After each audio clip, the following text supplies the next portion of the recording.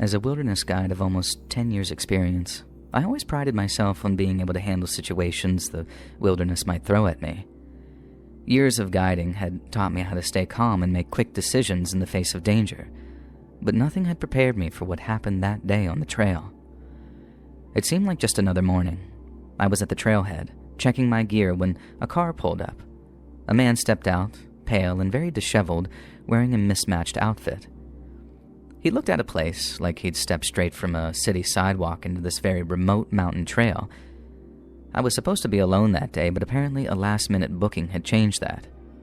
I gave him a nod, wondering what he'd gotten himself into, but since he was paying for my guidance, I was here to provide that.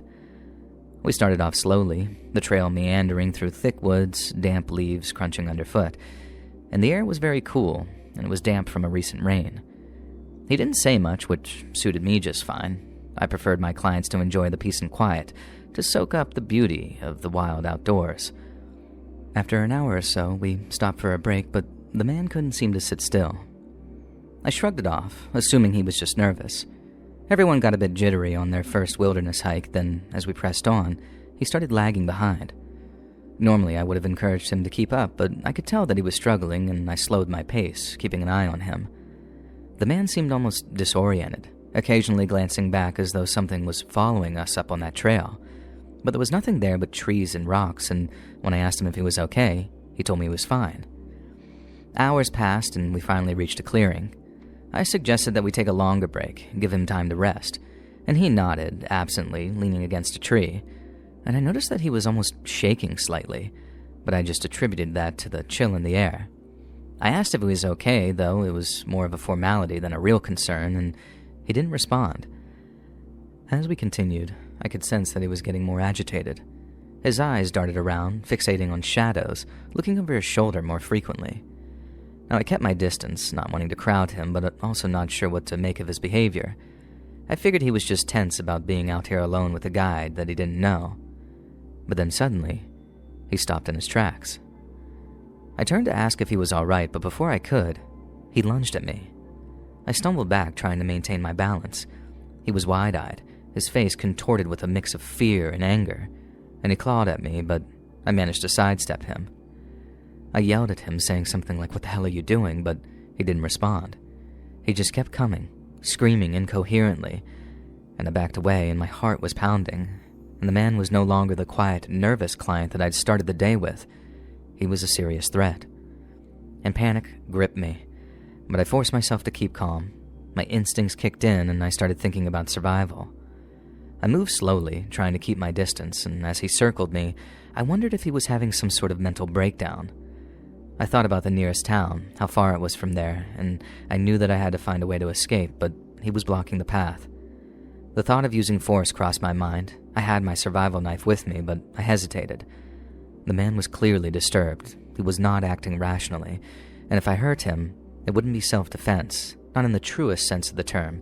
It would be a choice to end someone's life who might still be able to otherwise get help. And I couldn't do that, not unless it was the only option left.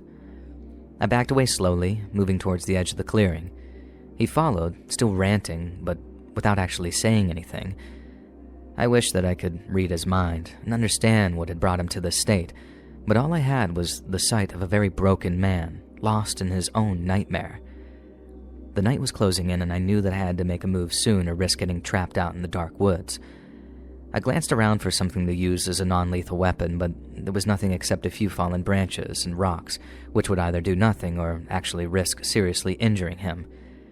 There was no safe space here, no easy escape. I was completely on my own. Finally, he stopped, and for a moment it seemed like he might have calmed down. But then, he looked at me again, and that madness returned to his eyes. I turned and ran, not looking back. I didn't know if I could outpace him, but I had to try. I couldn't stay there any longer. Branches whipped at my face as I dashed through the underbrush, desperate to get away. My foot caught a root and I stumbled, nearly falling, but I got back up and kept going. Behind me, I could hear him crashing through the forest, getting closer. I had to put distance between us. I had to survive. All I could do was put one foot in front of the other, trusting that my training would guide me through. And as I stumbled out of the forest and onto the gravel road, my body was battered and bruised. The adrenaline that had fueled my escape was beginning to wear off, leaving behind a dull ache in my muscles and a pounding headache. The sun was setting, casting long shadows over the landscape, but I barely noticed. I was just relieved to be back on solid ground. I walked the last mile to headquarters in this daze, the events of that day replaying in my mind like some sort of bad dream, and my hands were dirty and scratched, and my clothes hung off of me in these strips, and every step felt heavy, and each breath was very labored.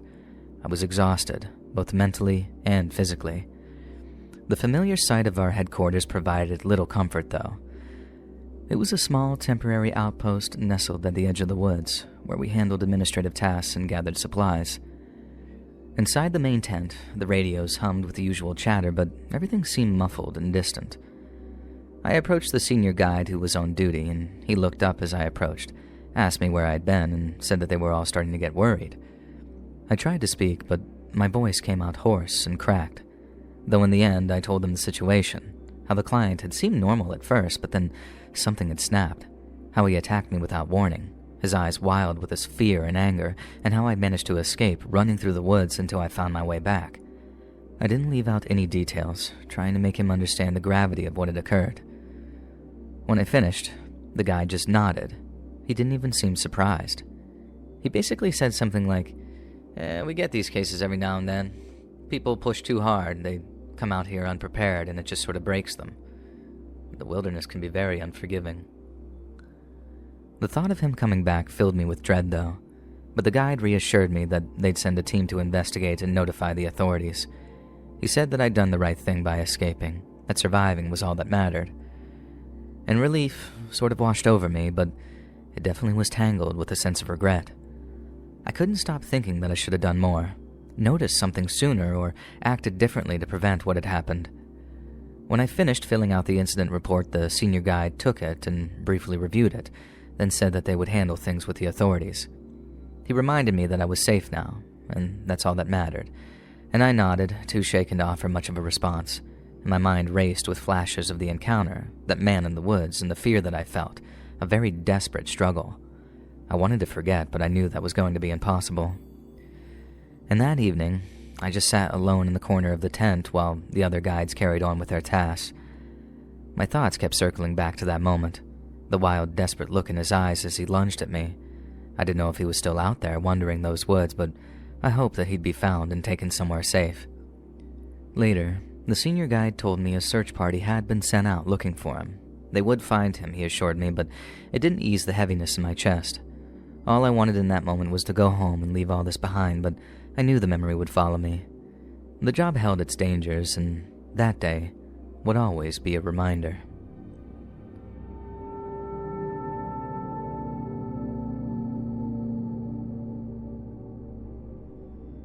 I'm a wilderness guide, and I have been for near on 14 years now. And in all that time, there's only one person that I regret taking into the woods. It was late October when I got a call from my boss saying that we had a client coming in. I'd guided plenty of people through the Montana wilderness before, but from the moment I met the German, I knew that this trip was going to be a little different. He was an older man, ordinary enough in appearance, an average height, brown hair, a practical jacket and boots. But there was something about the way that he carried himself that set me on edge. He seemed polite but distant, and he rarely spoke. My job was to take him up to a ridge deep in the forest, a place few people ventured to. And he didn't say why he wanted to go there, just that it was important to him, and we'd long since learned not to pry into our clients' affairs. People come out here for all kinds of reasons. To find themselves, to lose themselves, to see something they can't find anywhere else. And most folks are pretty friendly and open, but something about this German made me feel uneasy. Maybe it was the way he acted, calm but insistent. Or maybe it was the way he seemed to already know the route despite hiring me as his guide. The first few hours of the hike were uneventful. The forest was quiet, with the kind of stillness that you only get in late fall. The leaves were mostly down, covering the ground in damp yellows and browns, and the evergreens stood dark and heavy against the gray sky. The German walked close behind me, and his boots were crunching in rhythm with mine. Every so often I'd glance back and catch him looking off into the trees like he was expecting to see something there. But then, whenever I asked if everything was all right, he'd just nod or say yes, very quick and abrupt. He didn't talk much, but when he did, it wasn't idle chatter. He mentioned how quiet the forest was and then occasionally said much weirder stuff like how alive it felt even in its stillness. He talked about how places like this seemed untouched by time, how they could make you feel small in the best of ways. His words were thoughtful, but there was sort of a strange edge to them, like he was speaking less to me and more to himself. It was the kind of talk that stays with you even if you don't quite know why. We stopped for lunch near a creek, and the water was kind of low, sluggish and brown with fallen leaves. And I offered him some of my jerky. He refused it, eating his own food quietly, which was wrapped neatly in wax paper. He didn't offer any, and I didn't ask. And there was nothing unusual about it, but the way he ate made me feel uneasy, like I was intruding on something private. As we climbed together, the trees began to thin and the wind began to pick up. It howled through the gaps in the ridgeline, rattling the branches and tugging at my hat, but the German seemed unfazed. He walked steadily, his gaze fixed ahead like he knew exactly where he was going. And the higher we climbed, the quieter the forest became, even the wind seemed muted. No birds, no rustling leaves, nothing but our steps and the occasional creak of a swaying tree. The ridge came into view in the late afternoon, a jagged line of rocks and scrubby trees silhouetted against the darkening sky. And as we crested the final rise, the landscape opened up and I could see the valley below. There was a house down there, a large ranch house-looking thing nestled in the middle of nowhere. It stood out starkly against the forest surrounding it, and it was the first time I'd ever laid eyes on the place. I pointed it out, expecting the German guy to show some interest, but he barely glanced at it. Instead, his focus remained on the ridge. He told me that he didn't need me to go any further, that I could wait there while he went on alone. Now, I wasn't about to argue. I'd been feeling a growing pressure in my chest since we started the climb, so I was more than happy to stay put while he walked the last 30 feet or so on his own. I watched him as he hiked the final stretch. His movements were steady, deliberate almost, like he was walking towards something he'd been expecting for a long time. When he reached the top, he stood there for a while, looking out over the valley. The wind had died completely, and the silence was eerie, to say the least. He didn't seem to care about the view or the mansion below. He just stood there, still as a tree, like he was listening to something only he could hear. When he came back down, his face was calm, almost serene, but there was something in his eyes that was very unsettling to me. It looked darker, deeper, like he'd seen something up there that had changed him. He told me we were done, that I'd done my part and I could head back down. He said he'd follow shortly, but I didn't wait to see if he would. The sun was almost at the horizon as I descended, and the forest grew darker with every step that we took, and the trail felt longer than I remembered, and the trees closer together almost. And by the time I reached the trailhead, the stars were out, but the night didn't feel empty. It almost felt crowded, like something was moving just out of sight. But I didn't look back, not once.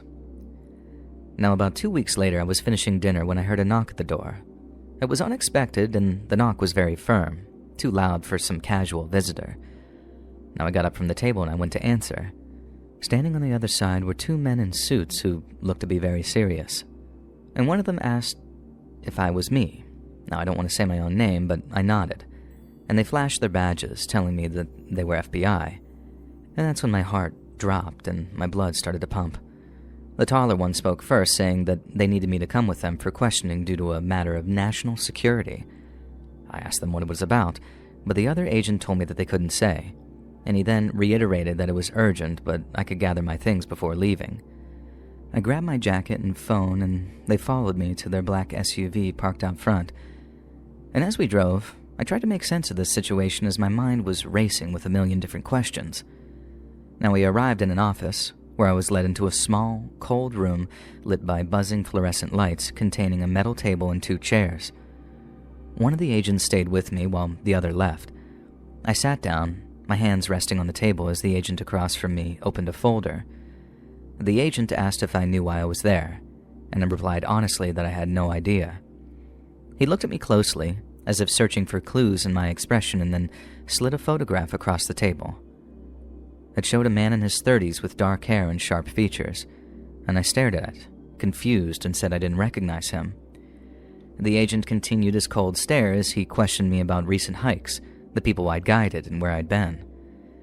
At least an hour passed, with repeated questions trying to trip me up. Finally, a second agent returned and handed his partner a new photograph, which he placed in front of me. This time, the man in the photo looked older, with graying hair and a very weathered face. It was the German. I told them that he looked like the man that I had guided a few weeks ago, and the agents exchanged a look before asking me for more details about the hike.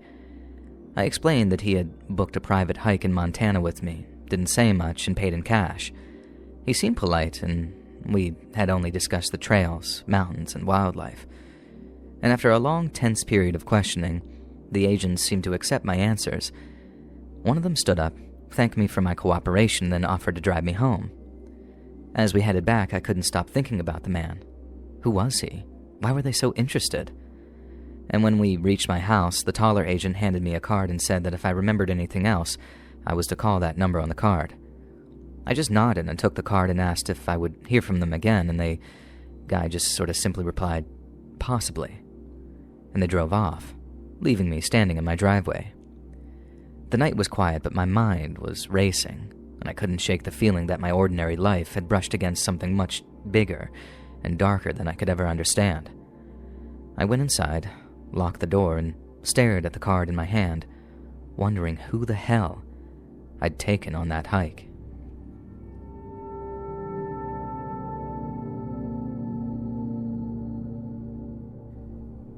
It had been a very good day. I had led a small group of hikers through one of my favorite trails. They had left hours ago, and now I was enjoying the quiet of the woods, and as I turned a corner, I saw something very strange. At first I thought it was a shadow or a branch, but as I got closer, I saw it was a person. They were lying still, partly hidden by the plants, and my heart started to race as I dropped my pack and ran to them. It was a man, maybe in his late 30s, wearing hiking clothes. His face seemed to be pale, and his breath was slow, and his skin felt cold and damp. I checked his pulse, but it was weak. I called out, hoping that he would wake up, but he didn't move, and I didn't know what had happened. Maybe he had fallen, or was too thirsty or sick, and I didn't have time to figure it out. He needed help right away, so I grabbed my radio, but I knew this part of the park didn't get good signals. I tried anyway, but it didn't work.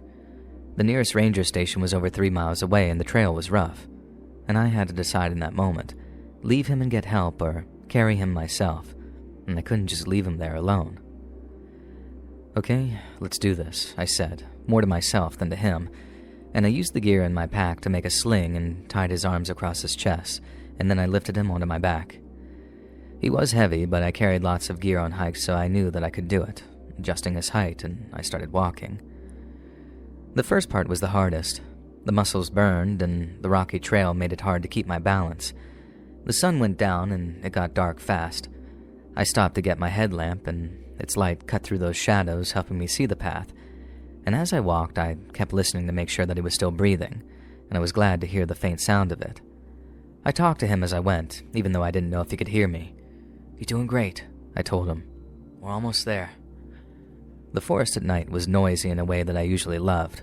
Owls hooted, small animals rustled in the bushes, and crickets chirped, but tonight it felt very lonely. It reminded me of how far we were from help, and the trail felt endless. My legs were tired, and my back ached from his weight, but I didn't stop for long.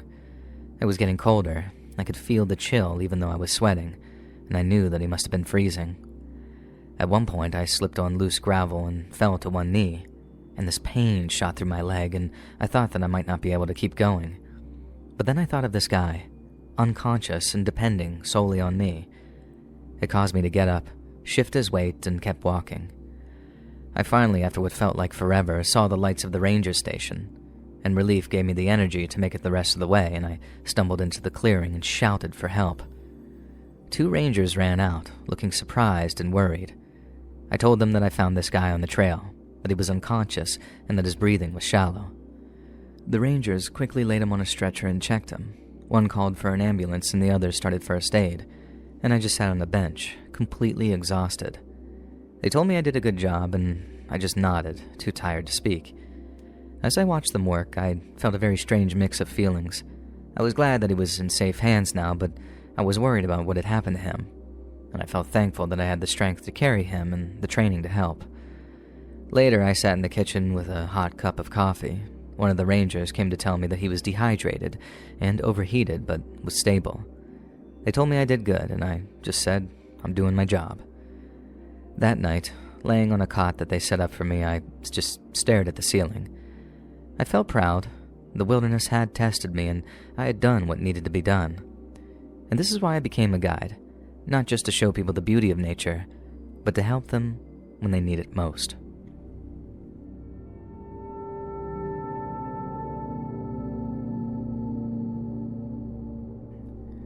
On Sunday, May 19th, 1996, 24-year-old Julie Williams and 26-year-old Laura Winans embarked on a hiking trip through the Shenandoah National Park in Virginia.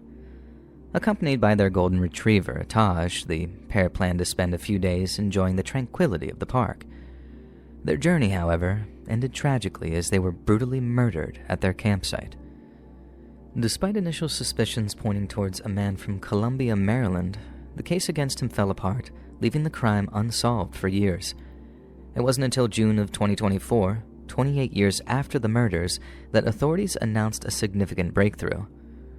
Reevaluating the evidence and conducting advanced DNA testing revealed that a convicted rapist, Walter Leo Jackson Sr., who was already deceased, was responsible for the brutal slayings of Julie and Laura.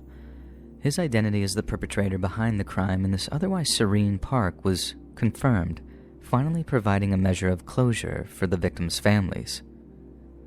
Laura Lolly Winans was born into a privileged family in Michigan, but chose a different path in life. Friends described her as a down-to-earth person and very adventurous, and after dropping out of college, Lolly moved to Maine in 1994, where she attended Unity College and worked as a wilderness guide. Known for her love of microbrews, fish, and the outdoors, Lolly was unapologetically herself, embracing a lifestyle far removed from societal expectations. Julie Williams, who preferred to be called Julie, was passionate about sports and geology. A high achiever, she won the Minnesota State double tennis championship in high school and traveled to Europe in college to study dinosaur extinction. Graduating summa cum laude, Julie was fluent in Spanish and worked at a bookstore in Burlington, Vermont. She was about to begin a new job in Lake Champlain, Vermont, when tragedy struck. The two women met at Woods Women, Inc., a nonprofit organization focusing on education and adventure travel for women based out of Minneapolis. It was at this charity in 1994 that they forged a bond, sharing a love for hiking and the outdoors. Woods Women, Inc. was often referred to as the grandmother of women's outdoor adventure groups, having served over 8,000 women and 1,200 children from 1977 to 1999. Their tagline, "Adventure is the best souvenir," perfectly encapsulated their shared passion. The relationship blossomed despite their different backgrounds, and the couple's love for hiking and spending time in the outdoors was a common thread that brought them together. On May 19th, after a day of walking, Julie and Lolly pitched their tent off one of the Shenandoah National Park's horse trails, settling down for the night. They chose a peaceful spot next to the mountain stream near the Bridle Trail, a section of the horse trail system that runs from Big Meadows to Skyland. Shenandoah National Park, founded on December 26th of 1935, stretches over 100 miles along the Blue Ridge Mountains. Located between the Shenandoah Valley in the west and the Piedmont region in the east, the park covers 197,411 acres, including mountain streams, more than 500 miles of hiking trails, and nearly 80,000 acres of designated wilderness. Skyline Drive, constructed in the 1930s by the Civilian Conservation Corps, offered 105 miles of scenic overlooks, trailheads, picnic areas, and campgrounds. Another popular way to explore the park is by hiking the Appalachian Trail, which runs across the park for about 100 miles. The park was busy that Memorial Day weekend, with hikers and sightseers enjoying the natural beauty. It was on May 31st that Thomas Williams, Julie's father, contacted the authorities to report the women missing after they failed to return from their hike. Park rangers set out to search the area, finding the car parked near Skyland Lodge, and the search quickly focused on nearby trails, and they found Taj, the golden retriever, wandering without a leash. However, there was no sign of Julie or Lolly. Bridget Bonnet, Deputy Chief Ranger at Shenandoah National Park, recalled the frantic efforts to locate the women. We started doing hasty searches to cover all of those trail corridors in that general area to see if we could locate them. But at some point during those hasty searches, we did locate the dog, Bonnet said. It wasn't until June 1st of 1996 that searchers discovered a campsite about half a mile from the vehicle with the two bodies. The women were later identified as Julie and Lolly. National Park Service lead investigator Tim Alley described the grisly scene. Lolly was found inside the tent, gagged, her hands bound with duct tape, the same tape used to gag Julie, and her throat slit. Unlike Julie, her ankles were also bound. Both women were partially undressed, yet there was no evidence of sexual assault, no semen was found at the scene, and Julie's body, sleeping bag, and pad were found around 30 to 40 feet away down a little embankment.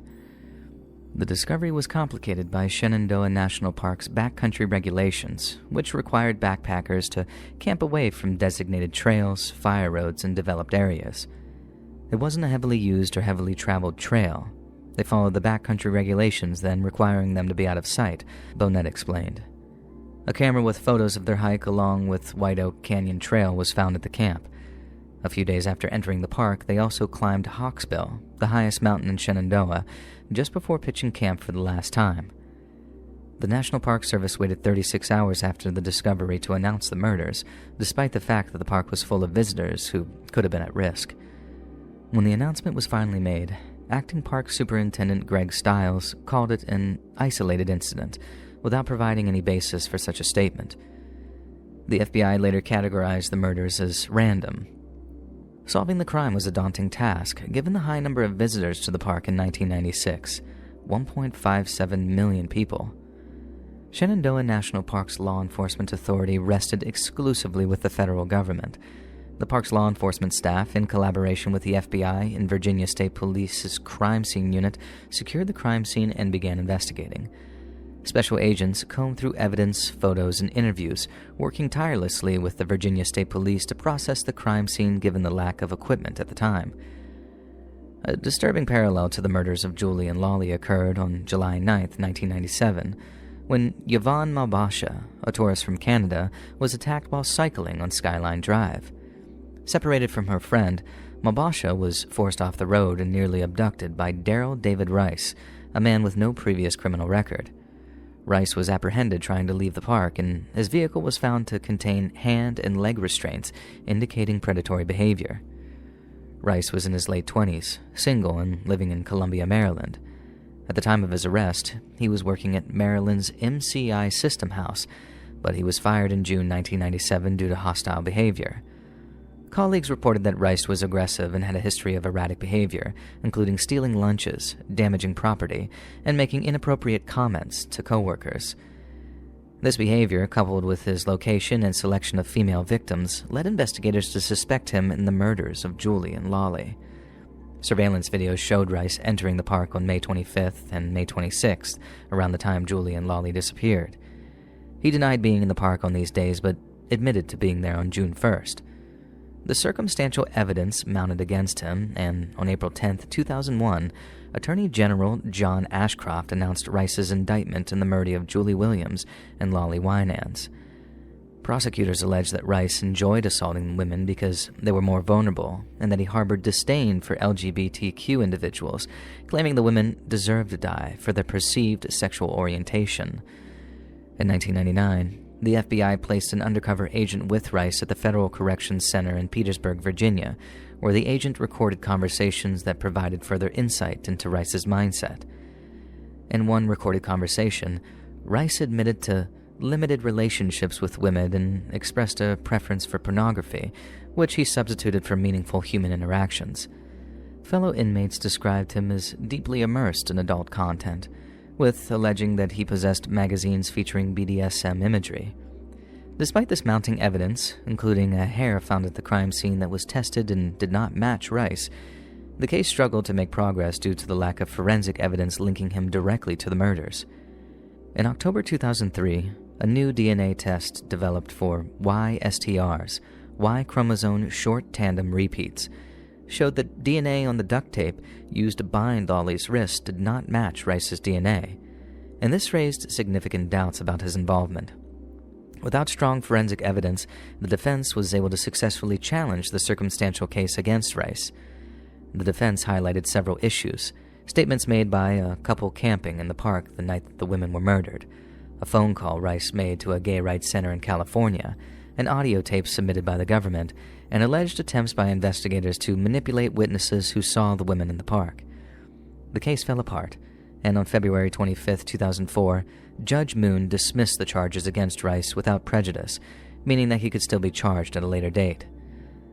The loss of 2 lives serves as a stark reminder of the dangers that can lurk even in the most peaceful places. As authorities continue their investigation, their families are left grappling with the unimaginable grief. Julie and Laura's story highlights the need for vigilance and safety while exploring the wilderness. Though the trails may grow quiet again, the memory of their tragedy will not fade for those left behind.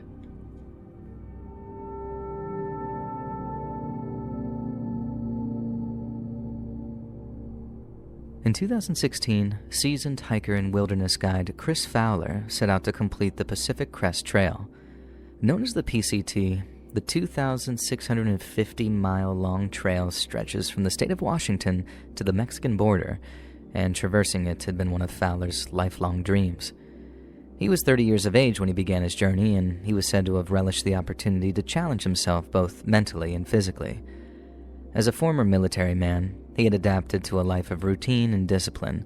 Then as a civilian, Chris developed a longing to venture further afield than his desk job and the grocery store. Friends and family described him as someone who was always prepared for any situation, with a well-planned gear list and a careful approach to navigation. Fowler was also careful to log his journey on social media, so that friends and family would know his rough location at any one time. But when Chris's routine documentation suddenly stopped, his loved ones began to grow concerned. The PCT stretches through some of the most remote and rugged terrain in the entire United States and presents a unique set of challenges to even the most experienced hikers. It's not unheard of for people to suffer mishaps while traveling along it, with potential causes ranging from falls to exposure to wildlife encounters. Fowler, on the other hand, appears to have suffered something much more sinister and unexplainable. He started his journey at the trail's southern terminus on April 9th of 2016, near the small town of Campo, California. He made steady progress for the first 3 weeks, posting photos and videos to his social media pages, and was believed to be hitting his various distance goals quite comfortably. However, on May 3rd, Fowler's social media went dark. The last message that he sent was to a fellow hiker that he had met on the trail, saying that he was near a popular spot among the trail in Northern California called Castle Crags. This marked the first time Fowler's progress seemed to wane, as he was at least a few days behind his intended pace. And after that, his social media activity ceased, no further messages were sent, and his phone went silent. By mid-May, when Fowler failed to check in with his friends and family, their concerns began to grow. His parents then contacted Northern California's Shasta County Sheriff's Department, and after explaining their situation, local deputies formed the vanguard of the subsequent search and rescue effort. For weeks on end, California SNR teams scoured the area surrounding Castle Crags, in the hopes of finding a clue to Fowler's whereabouts. Aerial searches, ground sweeps, and even trained sniffing dogs were deployed, but frustratingly, all efforts were fruitless. Fowler's disappearance was puzzling, not only because of his vast experience as an outdoorsman, but also because there were no signs of struggle or distress at the locations he was known to have visited. To some, it was as if Chris Fowler had simply vanished. As the investigation continued, several theories and possible explanations began to emerge. The first involved Fowler taking an impromptu detour from the trail, possibly to visit a nearby town or to explore another section of the trail. But without any sightings of him or evidence of habitation in the areas in question, such a theory seems improbable at best. Another less credible theory involves Fowler suffering some kind of accident or fall, which the resulting wounds either killed him instantly or rendered him immobile. Yet despite a long and far-reaching search effort, no trace of his remains or equipment were ever recovered. This is when some investigators began to suspect Chris had fallen victim to some kind of violent criminal. The Pacific Crest Trail, while generally safe, passes through areas known for transient populations, including hikers, campers, and even criminals, who have been known to shelter among the Cascades or the Sierra Nevada when wanted by the law. No evidence of violence or criminal activity was found at any of the locations Fowler was known to have visited, but as many have pointed out, this doesn't preclude the possibility that Chris was forced, quite possibly at gunpoint, to divert from his planned route without a struggle. Perhaps one of the most frustrating aspects of Fowler's disappearance was the complete lack of substantial forensic evidence.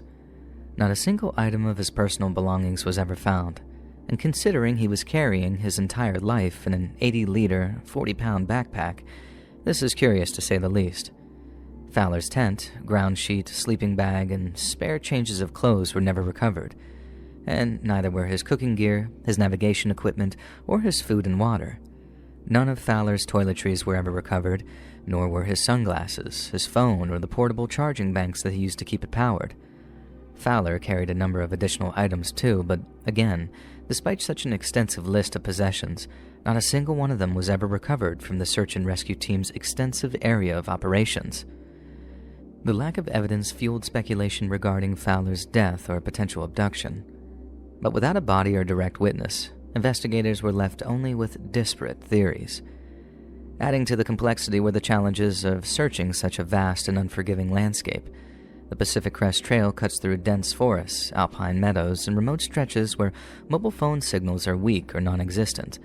Such rough terrain proved a great hindrance to search and rescue efforts, while regional weather proved an equally formidable foe. Weather conditions among the Pacific mountain ranges are known to change rapidly, with fast-moving weather fronts sometimes obscuring a hiker's visibility. Coupled with terrain quite easily capable of leading someone astray, such a turn could have proven fatal to even the most experienced outdoorsman. Despite the extensive search, it was as if Fowler had slipped through the cracks of the wilderness, leaving no trace whatsoever behind. Years went by, but Fowler's case was not forgotten. His parents continued to appeal for information, keeping his disappearance in the public eye through social media campaigns and tear-jerking media interviews. And once a year, around the anniversary of Chris's disappearance, friends and family organized hikes in his memory, hoping that someone might have new information or come forward with a clue. But as of the time of writing this, the case remains open. Some theories persist, ranging from the possibility of a tragic accident to the idea that Fowler could have chosen to disappear deliberately. However, there has been no concrete evidence to support such claims, and neither is there any proof that Chris was attacked or abducted. Chris Fowler's story is a stark reminder of the risks involved when venturing into the wild. It underscores the importance of preparation, the need for communication while on the trail, and the challenges faced by law enforcement when trying to solve cases in remote areas. For those who knew him, Chris remains a symbol of resilience and an enduring mystery, a reminder that even the most experienced adventurers can disappear without a trace. While the answers to what happened to Chris Fowler may never be fully known, his story continues to prompt questions about safety in the wilderness and the thin line between exploration and danger.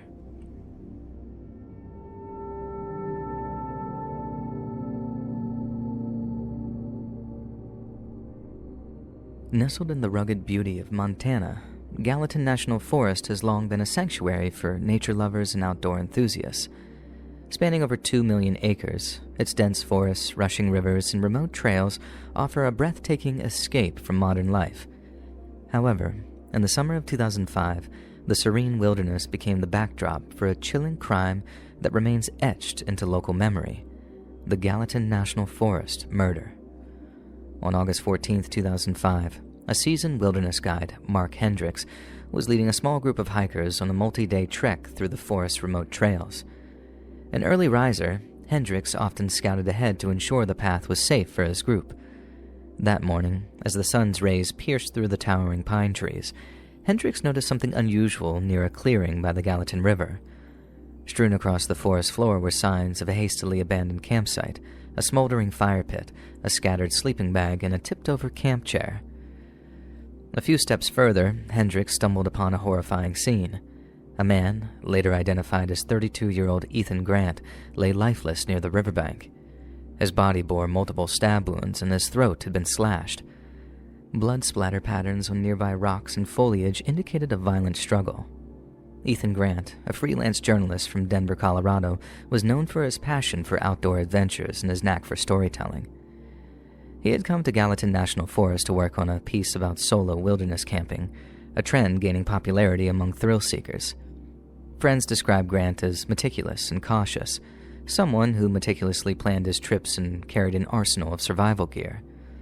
Local law enforcement and the Gallatin County Sheriff's Department took the lead in the investigation, with the assistance from the FBI due to the possibility of interstate elements. Initial evidence collected at the scene included a bloodied hunting knife found partially submerged in the river and footprints leading away from the campsite. Forensic analysis revealed no fingerprints on the knife, but DNA from the blood on its blade matched Grant's. Further investigation of Grant's belongings, including his tent, journal, and camera, provided few clues. His journal entries stopped abruptly on the evening of August 12th, suggesting the attack occurred later that night. Witness statements soon provided investigators with a potential lead. A day before Grant's murder, two hikers, Sarah Mills and Jake Porter, reported encountering a suspicious man on a nearby trail. They described him as disheveled, carrying a large backpack and acting aggressively when they declined his request for food and cigarettes. The man, later identified as 45-year-old Thomas Blake, was a transient known to frequent the area.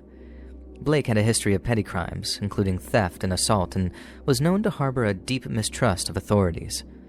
Investigators learned that he had been seen in Gallatin National Forest during the week of the murder. A search of local shelters and encampments eventually led to his arrest on August 18th. Under questioning, Blake initially denied any involvement in Grant's murder. However, inconsistencies in his story and mounting evidence forced his hand. Investigators found traces of blood on his shirt and his backpack that matched Grant's DNA. Blake eventually confessed, claiming he acted in self-defense after a confrontation with Grant. Blake alleged that he had approached Grant's campsite seeking food and shelter, but the encounter turned hostile when Grant refused. According to Blake, a physical altercation ensued, during which he grabbed Grant's hunting knife and stabbed him in a panic. Forensic evidence, however, contradicted parts of Blake's account, suggesting a premeditated attack. Thomas Blake's trial began in early 2006 and captivated the local community. Prosecutors painted a picture of a desperate man who targeted Grant out of anger and envy. They argued that Grant's refusal to help Blake triggered a violent outburst, leading to a brutal and unprovoked attack. The defense, meanwhile, clung to the self-defense narrative, citing Blake's transient lifestyle and lack of resources as mitigating factors. After 2 weeks of testimony and deliberation, the jury found Blake guilty of second-degree murder, and he was sentenced to 25 years in prison without the possibility of parole. The Gallatin National Forest murder left a lasting impact on the outdoor community. Grant's death served as a grim reminder of the potential dangers of solo camping, no matter how prepared or experienced one might be. In the years following the crime, wilderness safety programs emphasized the importance of staying in groups, carrying communication devices, and being cautious of strangers. For Mark Hendricks, the discovery of Grant's body marked a turning point in his career. Though he continued to lead wilderness treks, he became a vocal advocate for safety and security in remote areas. "The wilderness is beautiful," Hendricks later said in an interview, "but it's not just the elements you have to be prepared for, it's the people you might encounter." To this day, visitors to Gallatin National Forest occasionally leave flowers and mementos at the clearing where Ethan Grant's life was tragically cut short. His story remains a cautionary tale of the delicate balance between adventure and caution in the wild.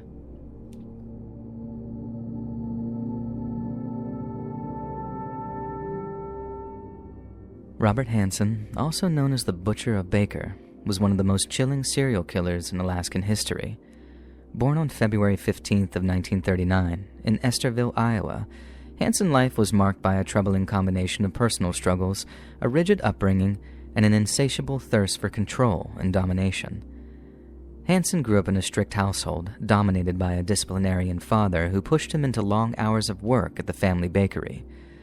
As a shy, acne-ridden teenager with a severe stutter, Hansen was often the target of bullying and rejection. These experiences, particularly by girls, left deep scars, fostering resentment and fantasies of revenge. In 1967, Hansen moved to Anchorage, Alaska, seeking a fresh start. By day, he appeared to be a mild-mannered baker, married with 2 children and well-liked by the local community. But beneath the surface, he harbored dark desires that would manifest in horrifying ways. Hansen began committing petty crimes in the 1970s, including arson and theft, which earned him brief stints in jail. However, these offenses were merely the prelude to his descent into a far more sinister pattern. Using his seemingly ordinary persona as a cover, Hansen developed a method to abduct young women, predominantly sex workers and dancers from Anchorage's streets. He would lure them with the promise of money or jobs before overpowering them. His modus operandi was uniquely sadistic.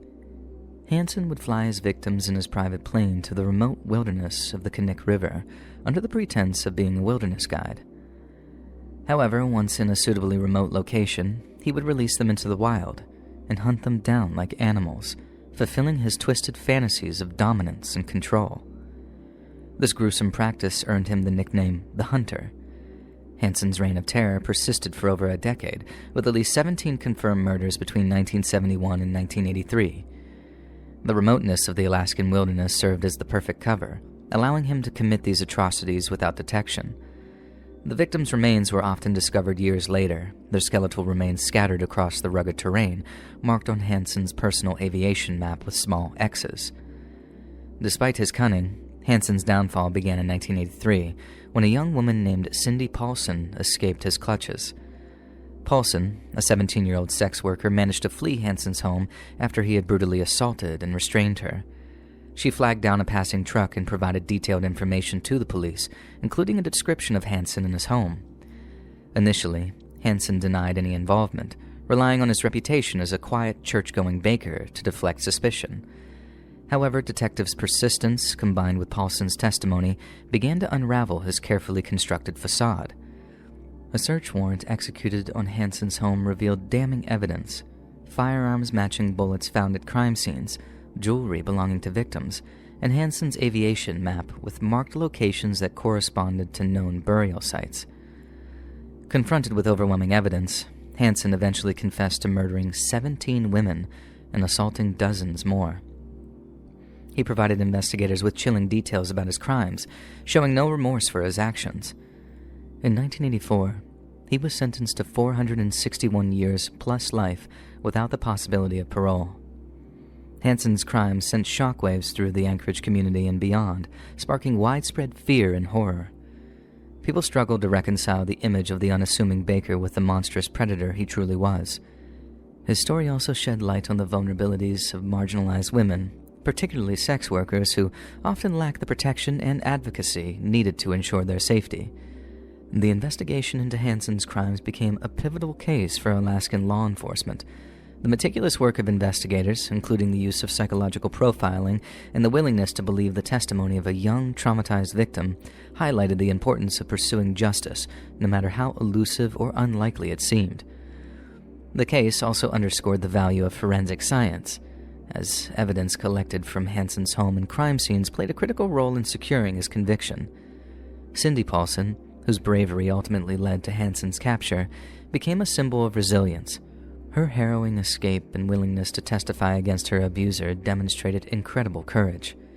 Her actions not only brought an end to Hansen's killing spree, but also gave voice to countless victims who could no longer speak for themselves.